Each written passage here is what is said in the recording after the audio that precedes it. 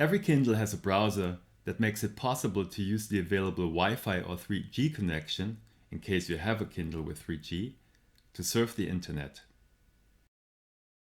The browser has been labeled as experimental by Amazon for many years now.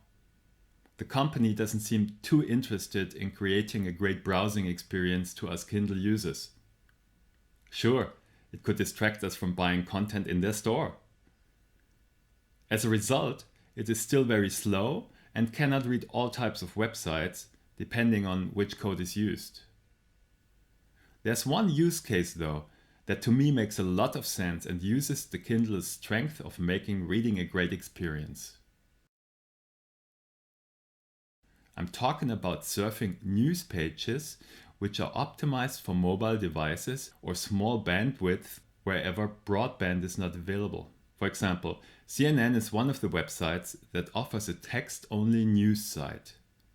The URL is lite.cnn.com. Upon opening the site, you get a very easy to read overview page with all current articles. The articles can be opened by tapping the headline.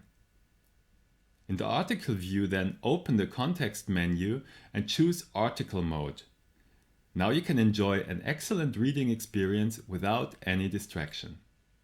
No advertising, no surveys, no videos interrupting your reading.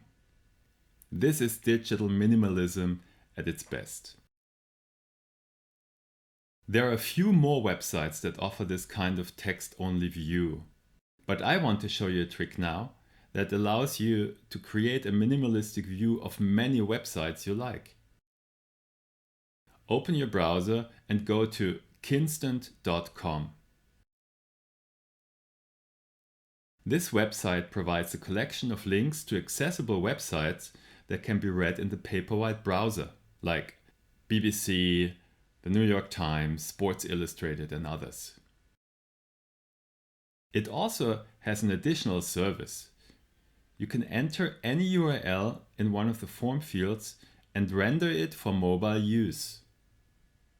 The service that is behind the script is provided by Google and is called Google Web Lite. It's originally designed for website developers who want to make sure their users have a great surfing experience even with a slow internet connection. So they provide this mobile optimized version of this site. Why not use the service for our own purposes on the Kindle browser?